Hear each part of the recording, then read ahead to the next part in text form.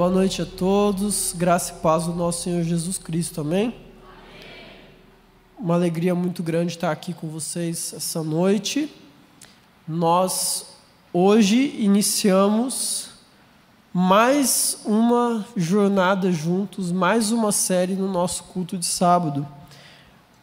Nós, Juventude da Primeira Batista, desde o início do ano, entendemos de Deus e colocamos no nosso coração que iríamos fazer estudos contínuos a respeito daquilo que Deus tem dado à nossa igreja como visão.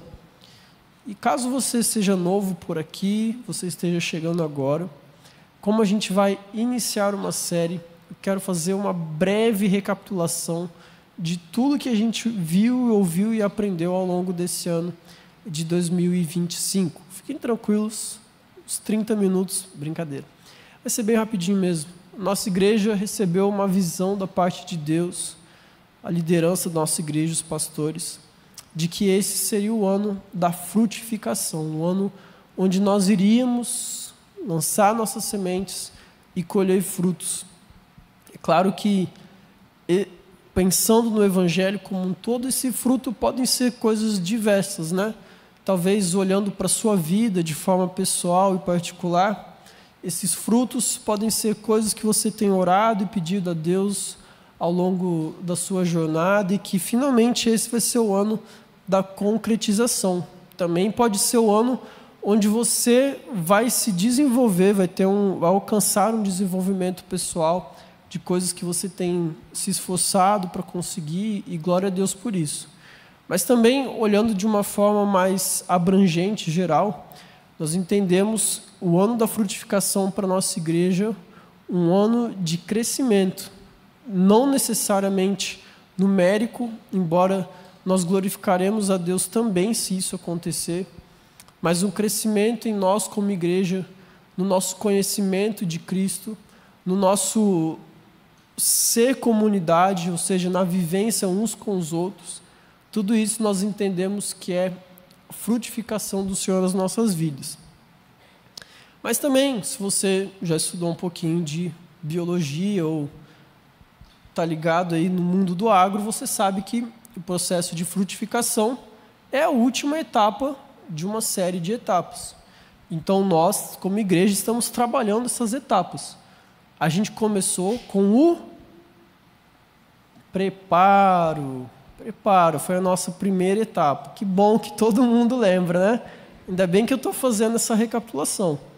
Mas a gente começou com preparar os nossos corações para aquilo que Deus queria fazer em nós e através de nós. Nós entendemos nos primeiros meses do ano o quanto nós precisávamos e precisamos nos aproximar mais de Deus, fortalecer a nossa vida espiritual, fortalecer o nosso caráter, para poder, então, viver aquilo que Deus tem para nós. Já na segunda etapa do ano, foi a etapa do semear. Preparar, semear. E essa etapa nós entendemos de Deus que Ele nos deu semente, uma boa semente. A palavra de Deus é uma boa semente. E que agora nós precisamos lançar essas sementes na vida daqueles que ainda não conhecem o Senhor Jesus Cristo. Então, janeiro, fevereiro e março foi preparar, e agora abril, maio e junho, semear. É isso aí. Então, nós estamos já no último mês da nossa segunda etapa do semear, e nós em breve entraremos na próxima. Depois de semear, a gente colhe. Isso aí, bem didático. Mas para finalizar esse mês de junho, né? Finalizar assim, está começando, mas ao mesmo tempo terminando o trimestre. Vocês entenderam, né? A gente, orando, né? Eu e Felipe, entendemos que era muito importante a gente falar sobre algo que é muito importante e nos ajuda muito nessa transição de etapas, do semear para o colher. Então, a série desse mês de junho, ela se chama Vida na Vida. Nós iremos falar sobre discipulado. uma bênção que Deus nos deu. Antes de entrarmos verdadeiramente no nosso assunto de hoje, discipulado, eu queria só reforçar algo que eu imagino que a maioria de vocês tem essa compreensão, mas caso você não tenha, eu quero esclarecer hoje. Quando nós estamos falando sobre etapas na nossa vida, é apenas para que eu e você compreendamos que existe um processo na nossa vida a ser cumprido. Isso não quer dizer que, no primeiro trimestre eu me preparei, me aproximei mais de Deus, então eu li a Bíblia, fiz jejum, orei, aí agora eu não preciso mais fazer isso, agora eu só falo de Jesus para os outros, não preciso mais orar, fazer jejum, ler a Bíblia, essas coisas. É isso?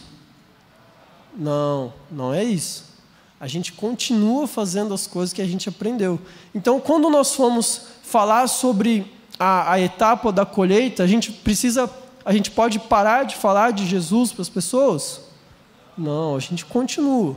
Porque esse processo ele é algo contínuo e que vai acontecendo na minha vida e na sua vida de formas diferentes. Por exemplo, há 2 semanas atrás, nós celebramos aqui várias multiplicações que aconteceram tanto no Livres e quanto no Flow. Só que se você fosse parar para pensar de uma forma estrutural e lógica, por que a gente fez uma festa da colheita, sendo que a gente nem ainda está na estação da colheita, vamos dizer? Porque as coisas são assim. Deus vai fazendo, nós vamos entendendo os processos e o que Ele tem para cada um de nós, e uma coisa não exclui a outra. Então, estamos sempre nos conectando com Deus, estamos sempre falando do amor dEle para as pessoas, estamos sempre vendo os frutos que isso tem gerado em nós, através de nós, e sempre glorificando a Ele e abençoando outras vidas. Amém?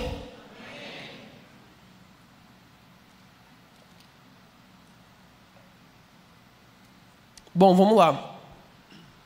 Essa semana foi divulgado uma pesquisa, na verdade, o último censo do IBGE que foi realizado em 2023. Aos poucos eles vão lançando os resultados, né? E algo que tem dado o que falar nas redes sociais, pelo menos na minha bolha, muito se fala a respeito das comparações de crescimento entre os evangélicos, a diminuição do número de católicos no Brasil, mas também o aumento do número de desigrejados no nosso Brasil. Tem muita coisa para se falar, eu diria até que é cedo para a gente fazer algum tipo de análise concreta a respeito do que significa esses números. Afinal, a gente está analisando o Brasil inteiro, a gente está analisando região, a gente está analisando a nossa realidade, Primeira Igreja Batista, comparado com o que são muitas camadas e muitas coisas a se analisar, mas é interessante a gente olhar e ver que o Brasil ainda é um país de maioria cristã. O Brasil ainda é um país de maioria cristã. Não protestante, mas é um país de maioria esmagadora cristã. O que levaria, pelo menos o cristianismo entende-se que é pessoas que acreditam e seguem Jesus Cristo, embora com divergências doutrinárias entre si, mas existe um ponto em comum ali. E a pergunta que sempre volta à minha mente é: se nós somos um país cristão, embora como Estado laico, somos um país cristão, por que o Brasil não parece melhorar, Porque por mais que cresça o número de evangélicos, por mais que a gente, como eu disse, seja um país, na sua grande maioria esmagadora, cristão, parece que as coisas não melhoram, A gente continua vendo corrupção, desigualdade, algo parece que não faz sentido, porque, eu entendo que o cristianismo para nós é um alvo de uma melhora de vida, Quando nós falamos em seguir a Jesus, um homem que foi totalmente bom, totalmente santo, perfeito, sábio, aqueles que seguem a Jesus querem se tornar mais parecidos com Ele, né?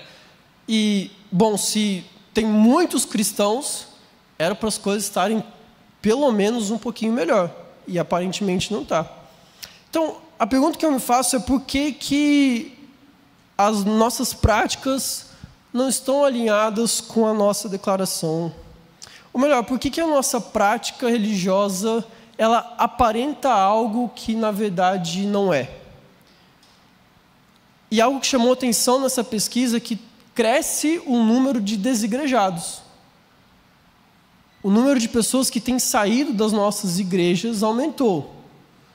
Mais uma vez, não exclusivamente da primeira igreja batista, mas o número de pessoas que agora já não seguem mais nenhuma religião, que saíram de alguma igreja, seja ela qual for, esse número aumentou no Brasil.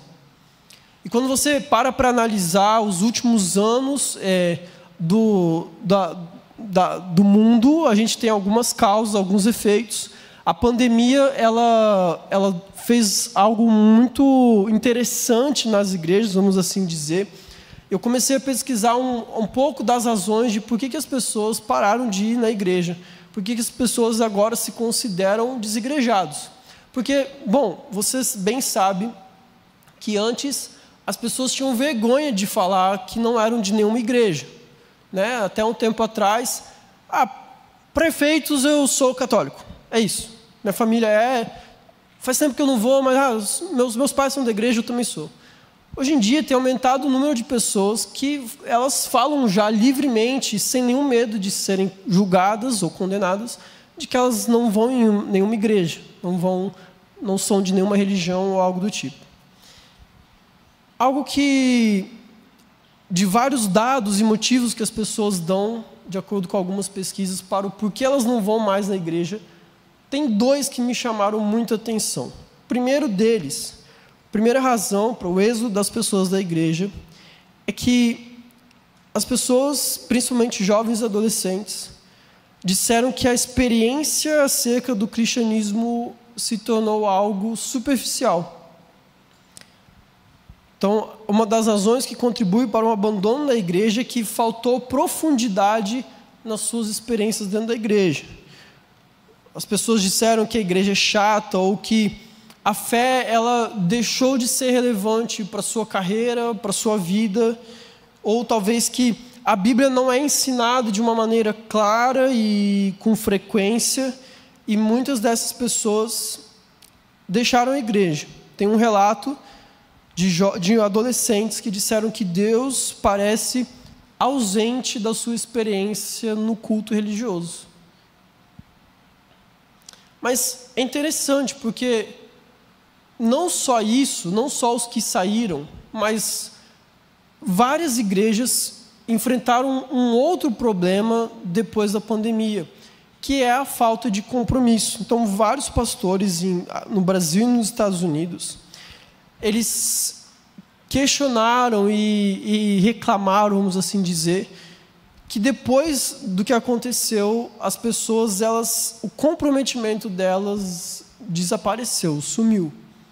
Agora a igreja passou a ser algo mais esporádico, né? Algo que não é uma necessidade mais na minha vida. Eu vou de vez em quando, eu apareço lá, quando é culto de ceia, tipo hoje, eu apareço na igreja, tenho lá meu momento com Deus, semana abençoada, ou orando pela semana, e é isso, virou algo assim, mas eu não quero mais me envolver, eu já cansei, ficar servindo na igreja é coisa de adolescente, não, eu tenho agora minha família, eu tenho meus filhos, e as pessoas, algumas das que não saíram, algumas que ficaram, o comprometimento delas já não se tem, né? Ou seja, a fé virou algo opcional, não só na sua declaração, mas também no seu modo de vida. Mas há um problema interno também. Então, existe um terceiro grupo de pessoas. Existe o primeiro grupo, que são os que saíram da igreja. Existe o segundo grupo, que são os que ficaram e os que não se comprometeram. E existe um terceiro grupo, que esse é um problema interno, e aí eu vou entender que vai ser a maioria de nós aqui hoje.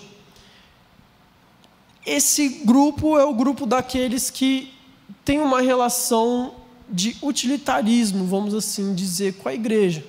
No que a igreja me é útil, no que a igreja me convém, eu a sigo. No que não, eu deixo de lado. Já preguei uma vez aqui sobre isso, o serviço de atendimento ao crente, né? Pessoas que têm uma relação puramente comercial com a igreja, né? Cliente, consumidor, e aqui os fornecedores de serviço. Tem um livro que ele se chama Viciados em Mediocridade, do Frank Schaeffer, filho do Francis Schaeffer. É um livro que fala sobre a arte no contexto cristão, mas ele tem uma citação muito interessante. Ele fala assim: na frase mais repetida no relato da criação, Deus afirma a excelência de tudo que havia feito. Sem amarras, sem motivações utilitárias, sem programas de crescimento de igreja, sem todas as atividades e armadilhas com as quais dificultamos tanto a nossa visão de beleza, de natureza e de criatividade. Nós simplesmente observamos a declaração de que ele olhou para aquilo que ele havia feito e viu que havia ficado bom. A Bíblia é o último livro interessado em utilitarismo e propaganda. Ao contrário, ela é o livro da verdade no qual as coisas têm grande valor em si mesmas, porque são dadas por Deus. Não necessitam de outra justificativa. Não há eventos religiosos na Bíblia, somente eventos históricos de significância religiosa. Olha que interessante a forma com que ele enxerga a palavra de Deus e o relacionamento que a igreja atual tem com a Bíblia e com Deus. Parece que nós nos utilizamos dos artifícios religiosos, culto, Bíblia, PGM, apenas como uma forma de alcançar algo, apenas como forma de obter um resultado, obter alguma coisa, tanto internamente para nós mesmos, quanto também para a comunidade. Não estou falando da primeira igreja batista especificamente, mas olhando para a igreja como um todo, a igreja de Cristo, a igreja global. Parece que nós enfrentamos um problema, porque além de não conseguir discipular e evangelizar o mundo da maneira correta, a nossa relação entre nós e com aquilo que Deus nos dá parece também não ser saudável. Então nós acabamos transformando o nosso relacionamento com Deus e uns com os outros apenas como um meio para um fim, algo que me serve ou não me serve. E o quão doloroso é a gente pensar que isso é real. É real no nosso mundo, é real dentro das nossas igrejas. A gente já falou disso algumas vezes, né?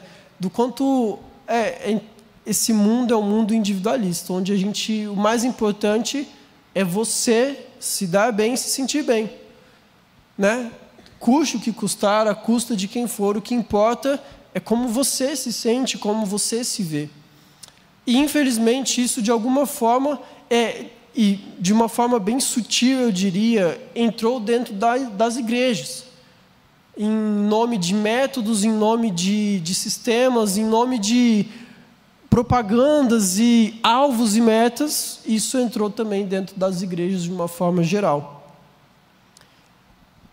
E aí a pergunta que nós iremos tentar responder durante esses próximos sábados é isso que Deus tem para nós? Será que é isso que Deus realmente espera de nós? Só nesse relato que eu acabei de ler do Frank, falando a respeito da criação, de como Deus criou o mundo e de como tudo que ele fez era bom em si mesmo, eu imagino que não. Mas a gente vai tentar se aprofundar. Beleza? Estão comigo?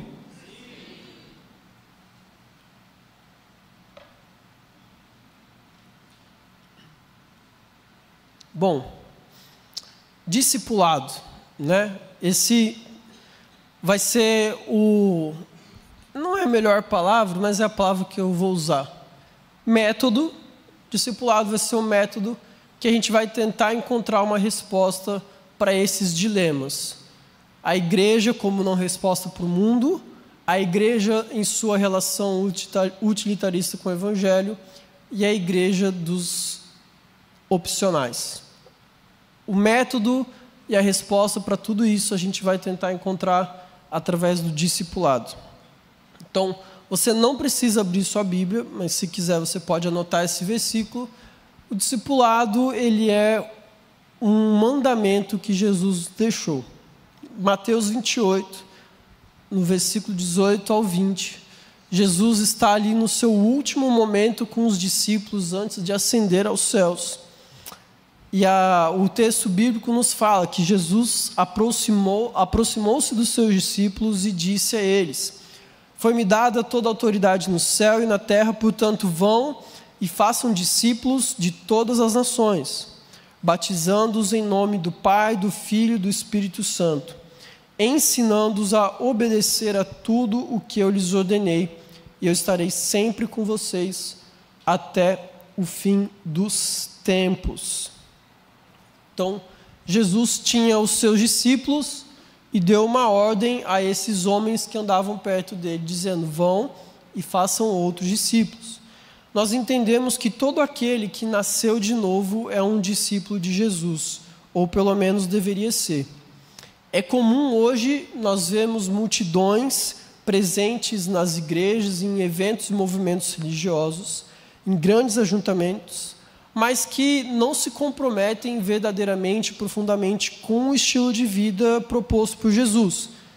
Alguns desses até querem as bênçãos que ele tem a oferecer, mas não se preocupam com o reino como um todo. Então, os discípulos de Jesus, discípulo é uma palavra que significa aluno, aprendiz, são pessoas que reconheceram Jesus não apenas como um mestre, mas como o grande mestre, Senhor e Salvador desse mundo, entregaram sua vida a Ele, nasceram de novo e agora seguem os seus ensinamentos. Esses são os discípulos. Mas algo que a gente precisa nos atentar é que todos nós, e não só nós aqui, todos os seres humanos, são discípulos de alguém ou de algo. E isso é muito importante para você não se esquecer durante essa série. Todos nós absorvemos opiniões e aprendizados de alguém ou de alguma coisa, né? Então, chegamos na era onde existem discípulos do ChatGPT. Pessoas que não sabem mover um pé sem perguntar para o ChatGPT o que ele acha ou sem bolar um prompt do que ele precisa fazer na sua vida. E eu, assim, não foi uma tentativa de piada, é real. Não estou tentando divertir vocês, mas é real. Você pode talvez ser discípulo de alguma pessoa, de algum ídolo, alguma pessoa que você admira muito, mas não existe ninguém que consiga viver por conta própria. Todos nós nos baseamos em ensinamentos ou aprendizados de alguém ou de algo. A diferença para nós, pelo menos, é que aqueles que dizem seguir a Jesus são discípulos de Jesus e aprendem dele. Então, o ser discípulo de Jesus, começa e tem que começar necessariamente no novo nascimento. Isso está lá em João, no capítulo 3, quando Jesus conversa com Nicodemos, um homem já sábio e letrado, mas ali eles têm uma conversa a respeito do que ele precisava fazer.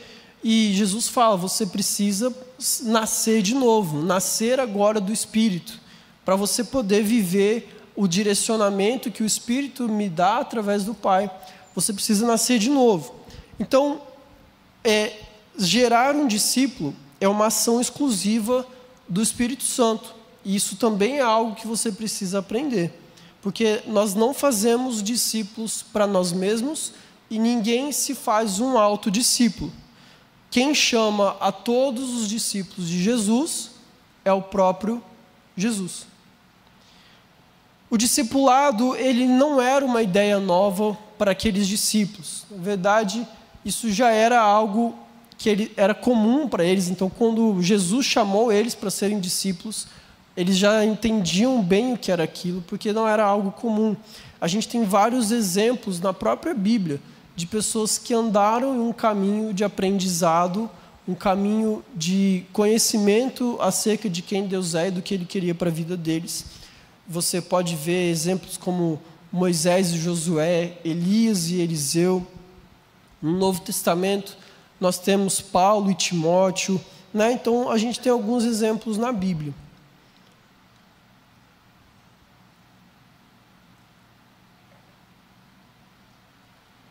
Pronto.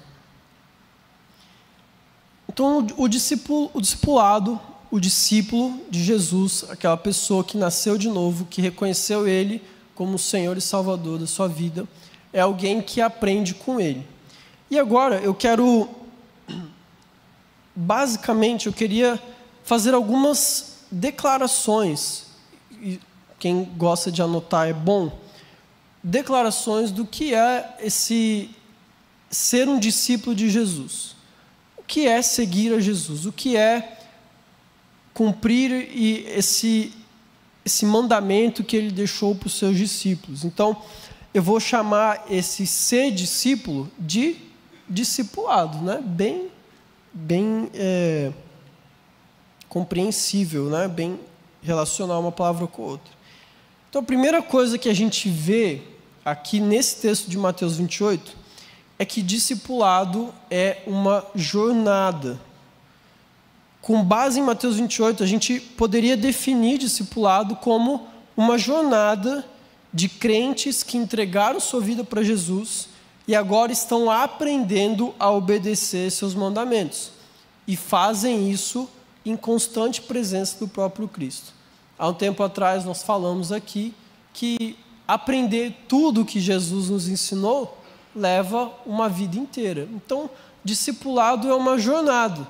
Discipulado não é um mero encontro, discipulado não é uma agenda que você marca no seu calendário. Discipulado é uma jornada de pessoas que entregaram a sua vida para Jesus e agora vão passar uma vida inteira aprendendo com quem Ele é. E a melhor parte disso, o final do versículo 20, é que a gente faz isso na presença do próprio Cristo, né? Que coisa boa. Mas discipulado também é um relacionamento. Bom, discipulado é um relacionamento profundo entre pessoas que buscam viver esses ensinamentos de Jesus, caminham juntas em constante crescimento e obediência à palavra de Deus, alcançando também outras pessoas. Então veja, Jesus, Ele deu uma ordem aos seus discípulos dizendo: olha, vocês vão e façam esses discípulos, ou seja, vocês vão ajudar essas pessoas, vocês vão trazer essas pessoas para andar com vocês e juntos vocês vão trilhar o caminho de aprendizado com aquilo que eu ensinei para vocês. Então, o discipulado, ele é também um relacionamento, né? Então, a gente não faz discipulado sozinho. Não existe, como eu disse mais uma vez, não existe discípulo de si mesmo e para si mesmo. Nós fazemos discipulado sempre em relacionamento. Discipulado também é uma ordem, né? Nós sempre falamos sobre o ID de Jesus. Então, não é algo opcional. Fazer discípulos e ser discípulos não é, talvez, se eu quiser. Se nós obedecemos a Jesus e seguimos os ensinamentos dele, entendemos que discipulado é uma ordem. Viver esse tipo de caminhada, esse tipo de jornada, é uma ordem de Jesus. Ele falou: vão e façam discípulos se vocês quiserem. Não, ele não falou isso. É uma ordem de Jesus, então, aos seus discípulos. Mas também tem um outro conceito a respeito de discipulado que envolve um pouco daquilo que a gente tem falado.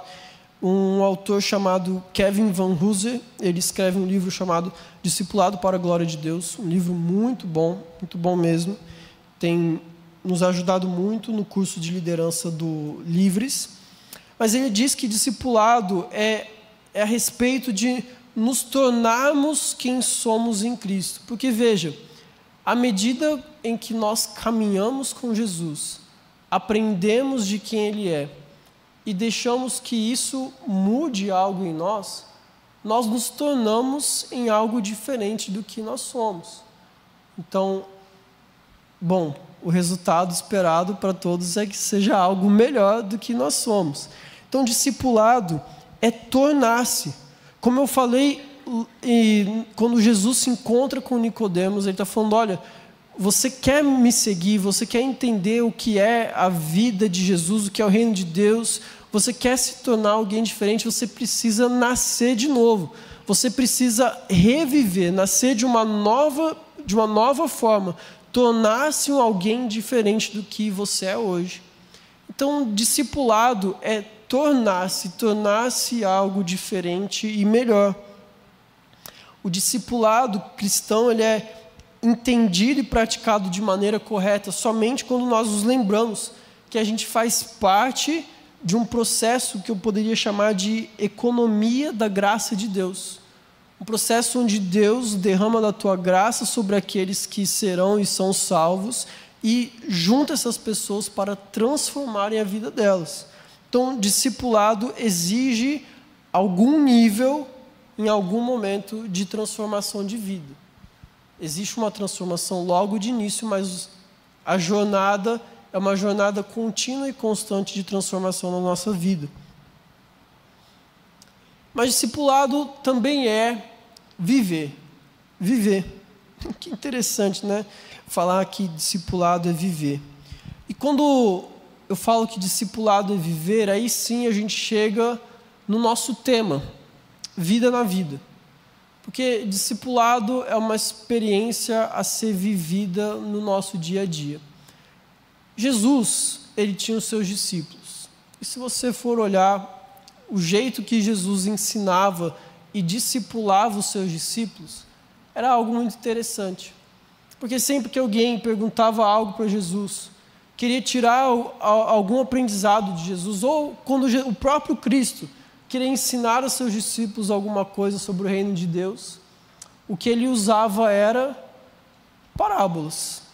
Vocês conhecem, sabem o que são parábolas?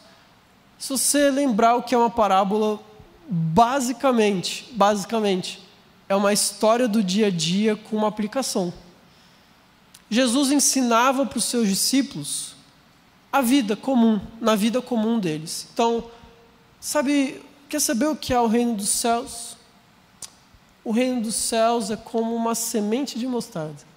Jesus, ele ia usando desses exemplos, usava exemplos do dia a dia daquelas pessoas. Então, a parábola do semeador, Jesus fala a respeito da boa semente que é lançada e fala, olha, existe uma semente que cai num campo pedregoso. Existe uma semente que ela cai, mas ela floresce entre espinhos. Ele usava coisas do dia a dia para explicar para os seus discípulos como o reino funciona. E aí, eu fico pensando, discipulado é viver. É viver uma vida comum. É viver uma vida regular. É viver o nosso dia a dia aprendendo com Jesus em cada um dos momentos. Tem algo muito interessante nisso. Pedro, um dos discípulos de Jesus, passou um tempo na sua vida e ele estava num jantar com pessoas e ele falou que não iria comer um tipo determinado de comida. Ele não queria se misturar com alguns ritos de pagãos e religiosos da época. Comida. E aí ele se lembrou de que Jesus não morreu só por judeus, mas Jesus morreu por gregos, por gentios, por todos. E ele teve uma experiência com Deus muito forte nesse momento. E a comida lembrou a ele de um ensinamento de Jesus, de como ele deveria viver verdadeiramente. Sabe, discipulado é viver, mas é viver uma vida comum, aprendendo com a vida uns dos outros. A gente, às vezes, complica tanto e quer tornar as coisas tão complexas e a gente esquece de simplesmente viver.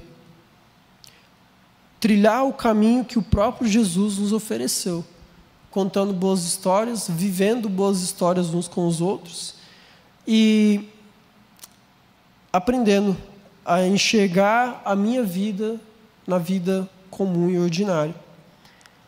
Discipulado também é ouvir e praticar. Então Jesus falou sobre isso no Sermão do Monte, quando ele ensinou várias coisas para os seus discípulos. No final do Sermão do Monte ele diz: aquele que ouve as minhas palavras e as pratica, né? Então aqui não é só conhecer de ouvir, mas é de praticar também, porque o praticar é o que diferencia os verdadeiros discípulos da multidão. Mas discipulado, ele também é ser livre. Olha só, ser discípulo é ser livre. E, de alguma forma, isso pode soar um pouco contraditório, porque parece que, a partir do momento que você se propõe a participar de um relacionamento de discipulado, ou seja, de aprendizado, você está se, talvez, aos olhos desse mundo, se submetendo ou se subjugando a uma autoridade de uma outra pessoa ou algo do tipo. Mas quando a gente olha para a Bíblia, não é isso que a Bíblia nos diz, né? A Bíblia diz que nós fomos criados para sermos livres. Isso está em Gálatas capítulo 5. Em João 8, Jesus fala que o Filho veio para nos libertar verdadeiramente. Então, seguir a Jesus é andar em um caminho de liberdade. Ser discípulo de Jesus é ser verdadeiramente livre. E quando nós olhamos para a Bíblia, a palavra de Deus, nós vemos que a história de Deus com o seu povo é principalmente uma história de libertação. Aqueles que conseguem se enxergar no texto da Bíblia, entender que você era escravo e preso ao pecado, e Jesus veio para te libertar, você vai perceber que é exatamente para isso que você foi criado. Dizem que liberdade é a capacidade de alguém perceber e entender quem ela realmente é. Mas a liberdade cristã é a capacidade de entender e perceber quem realmente Cristo é em nós. E isso é algo muito importante para nós, porque nós precisamos entender que esse caminhar, esse processo de discipulado, é algo que deveria ser libertador e não um aprisionamento para nós. Infelizmente, nós vemos, vocês talvez já devem ter ouvido, muitas histórias e muitos relatos tristes de relações tóxicas e abusivas quando a gente fala sobre discipulado. Porque foram pessoas que não entenderam que foram criadas para ser livres e não presas. Discipulado também é se mover.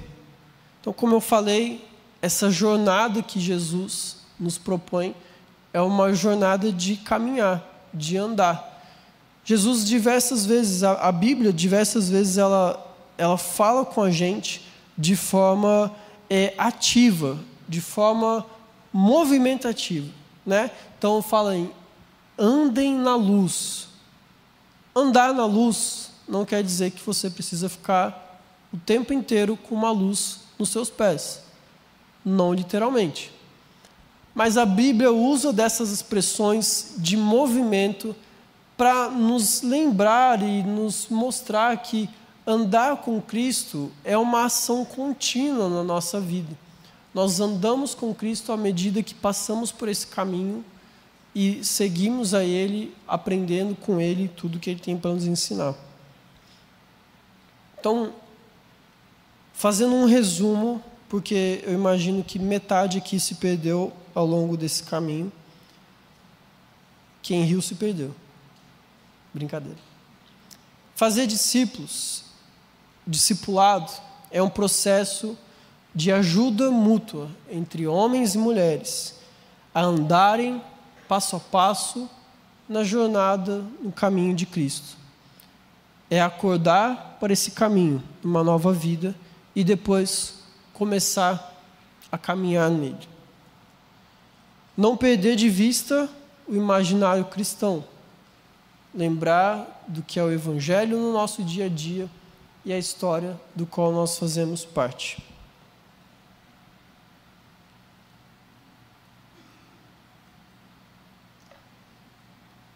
O que tem a ver, então, discipulado com... Não está escrito aqui, mas o que tem a ver discipulado com um oásis em um mundo utilitarista? Como, de fato, a gente pode encontrar descanso em algo que, mais uma vez, aparenta ser uma série de processos e coisas a se fazer na vida cristã, né? Porque eu não sei de vocês, mas eu imagino e acredito que a maioria tenha passado por experiências ou tenha ouvido experiências onde discipulado era uma série de coisas que você precisava fazer, ou um livro com um manualzinho que você precisava se encontrar com uma pessoa semanalmente. Talvez as nossas maiores referências sobre esse assunto é isso: processos, processos e processos. Como poderia, então, o discipulado ser um lugar de descanso, mas não um simples lugar, mas um movimento de descanso? Não, parece que não bate as coisas. Como poderia esse discipulado, tantas vezes citado dentro das igrejas, não ser mais um método ou uma ferramenta de manipulação e controle da vida uns dos outros? Porque vamos lá, agora é hora de jogar a real e abrir o nosso coração aqui. Muitas pessoas têm trauma e não gostam dessa palavra, porque talvez foram feridas por alguém que não tinha um entendimento claro do que verdadeiramente ser discípulo. Ou, como eu disse, por ouvir e viver experiências muito ruins em relação ao discipulado verdadeiro, que no caso não foi verdadeiro. Porque o que a gente ouve muito e fala muito é do discipulado realmente como uma ferramenta para controlar membros de igreja, discipulado como uma ferramenta para cuidar da vida alheia, discipulado também como uma forma de autopromoção ou uma forma de um caminho, um atalho mais fácil para eu me dar bem. E isso pode ser tanto da parte de quem está aprendendo quanto de quem está ensinando. Geralmente, a maioria das coisas que a gente ouve ruins gira em torno disso. Então, como pode o discipulado ser um descanso para nós? Eu vou tentar fazer um raciocínio bem simples e rápido disso. Primeiro, quero lembrar a todos vocês que tudo que Deus criou é... Mais uma vez, tudo que Deus criou é... Meu ouvido esquerdo ouviu bem pouco daqui. Então, uma terceira vez. Tudo que Deus criou é... Mais equilibrado agora. Então, tudo que Deus criou é bom. Deus não criou um evento. Deus não criou eventos religiosos. Tudo que Ele criou é bom. Tudo que Ele criou também é verdadeiro. Nós cremos assim. A Bíblia é a verdade. Jesus é o caminho, a verdade e a vida. Então, tudo que Ele nos ensinou é verdadeiro. E se a sua última palavra de comando foi que nós deveríamos ensinar uns aos outros aquilo que Ele mesmo nos ensinou, então nós podemos entender que o processo é verídico, é válido e precisa ser feito. Porém, Deus criou tudo bom, o pecado distorceu e borrou essa criação. Jesus veio para restaurar e reapresentar o propósito original de todas as coisas. Como Ele fez isso? Amando o mundo de tal maneira que se entregou por um grupo de pessoas. E esse grupo de pessoas nós chamamos de família, corpo, noiva. e para um efeito didático aqui chamamos também de igreja. Então, se nós olharmos para discipulado como a jornada de ajudar uns aos outros a andar no caminho proposto por Jesus, nós precisamos nos lembrar que só existe um caminho. Está fazendo sentido até agora? Espero que sim. E que por mais que nem todos estejam na mesma etapa, ou no mesmo estágio desse caminho, dessa caminhada, o que é saudável e compreensível dentro da igreja, talvez ritmos diferentes, momentos diferentes, mas ainda assim, o ponto de partida e o ponto de chegada é o mesmo para todos nós. Todos nós partimos do mesmo lugar, mortos em pecados e delitos e nascidos de novo em Cristo. Esse é o ponto de partida de todo mundo. Sabe o pastor Gilson? Esse foi o ponto de partida dele. Morto em seus pecados e delitos, mas vivo em Cristo num novo nascimento. Sabe o Billy Graham? Mesma coisa. Pensa num grande evangélico famoso aí. Mesma coisa, ele partiu do mesmo lugar que eu e você. E sabe aonde eles vão chegar? No mesmo lugar que eu e você. No mesmo lugar, se tudo der certo, né? No mesmo lugar. O que eu quero dizer é que se nós tivéssemos uma compreensão um pouquinho melhor do que é essa jornada, do que é esse caminho, nós encontraríamos descanso real em saber que nós não estamos sozinhos, nós não precisamos exercer sobre nós ou através de nós um ritmo de cobrança ou algo do tipo, porque eu e você saímos do mesmo lugar e estamos indo para o mesmo lugar. Sabe como que a gente encontra descanso nisso? Porque eu não preciso mais olhar para nenhum de vocês, vocês não precisam olhar para mim como um meio para atingir um fim. Porque não sou eu que vou te dar isso. O próprio Cristo já ofereceu um caminho. O meu caminho é o mesmo que o seu. Talvez, como eu disse, com tempos e ritmos diferentes, mas o nosso caminho é o mesmo. A gente não precisa aparentar algo que nós não somos. A gente não precisa fingir algo que nós não somos, porque afinal o processo ele é o mesmo para todos nós. A gente não precisaria talvez usar uns aos outros como um trampolim ou uma ferramenta para se dar bem ou para a gente se sentir bem, porque afinal com qual razão eu faria isso com uma pessoa que saiu da mesma condição que a minha e vai chegar no mesmo lugar que eu? Entende que talvez o maior problema que nós enfrentamos na igreja e nas igrejas hoje é que falta a nós uma compreensão profunda do que é verdadeiramente o Evangelho, do que é verdadeiramente aquilo que Jesus tem para nós. Contra todo o individualismo moderno, Jesus nos chama para sermos um corpo com Ele, e Ele chamou discípulos, porque não se anda nessa jornada de forma individual, ela é uma jornada e uma caminhada coletiva. Você não participa do corpo sozinho, você não toma ceia sozinho, ninguém faz autobatismo. Você não é geração eleita, você não é nação santa, porque nós somos geração eleita, nós somos nação santa, nós somos corpo de Cristo, nós somos família de Cristo, nós somos a igreja. E veja, o nosso grande problema, agora a gente está se situando melhor, é que nós sempre enxergamos a jornada de forma individual e nunca coletiva.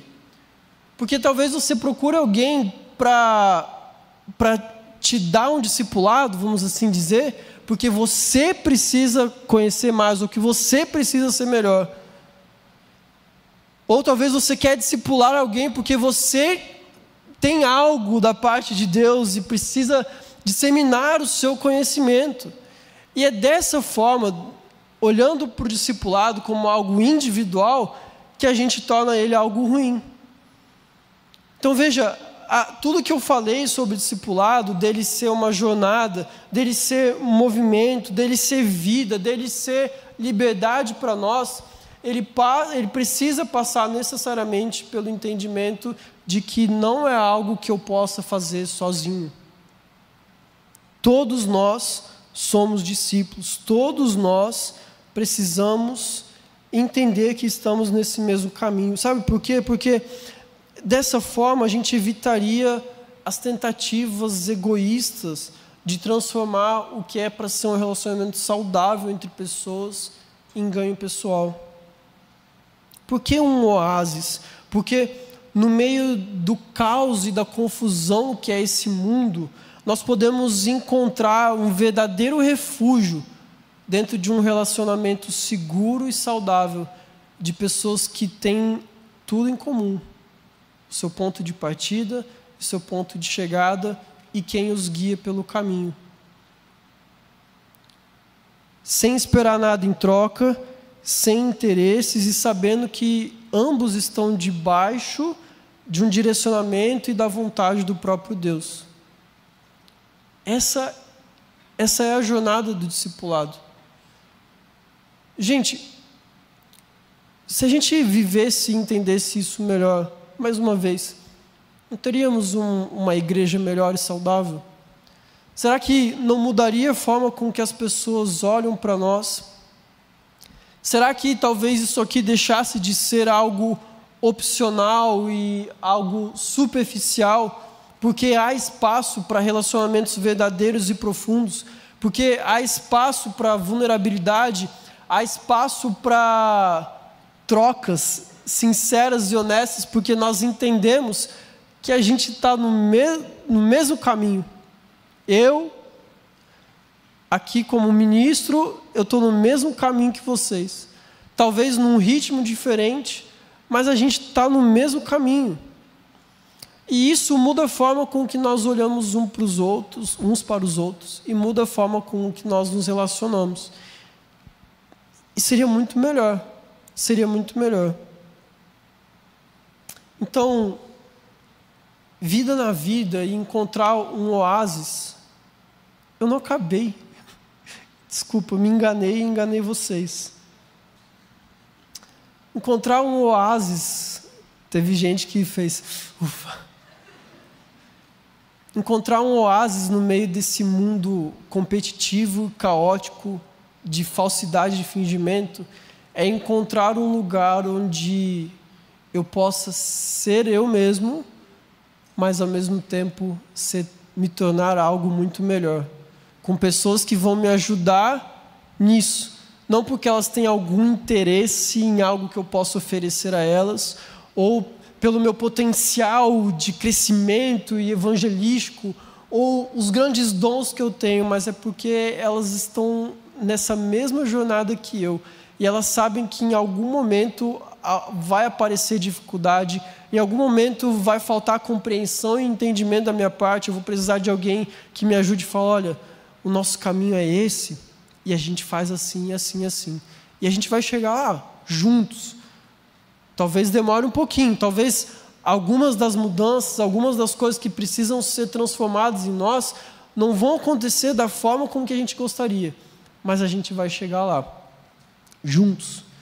Porque, como eu disse, Jesus chamou discípulos, e é isso que nós queremos. Ao longo desses próximos sábados, nós vamos falar um pouquinho sobre como, de uma forma mais prática, sobre como encarar esse relacionamento de uma forma leve, como a gente pode estabelecer limites. A gente vai falar sobre como o discipulado não é sobre individualismo, é respeitar as individualidades.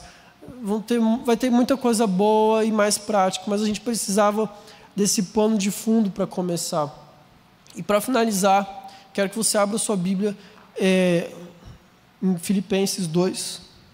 Eu quero que, ao longo desse mês de junho, você carregue esse texto como algo a ser lido, estudado, aprofundado e compreendido. Fiquem tranquilos, a gente vai só ler, tá? A gente vai só ler juntos, eu não vou fazer nenhuma exegese aqui do texto, a gente vai só ler. Filipenses capítulo 2, a Bíblia diz assim: se por estarmos em Cristo, quem está em Cristo automaticamente é um.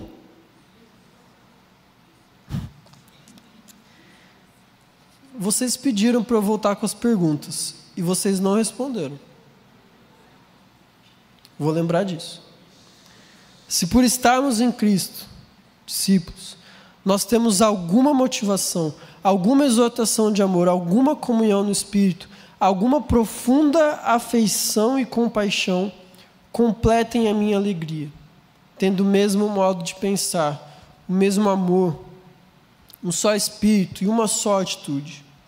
Nada façam por ambição egoísta ou por vaidade, mas humildemente considerem os outros superiores a vocês mesmos.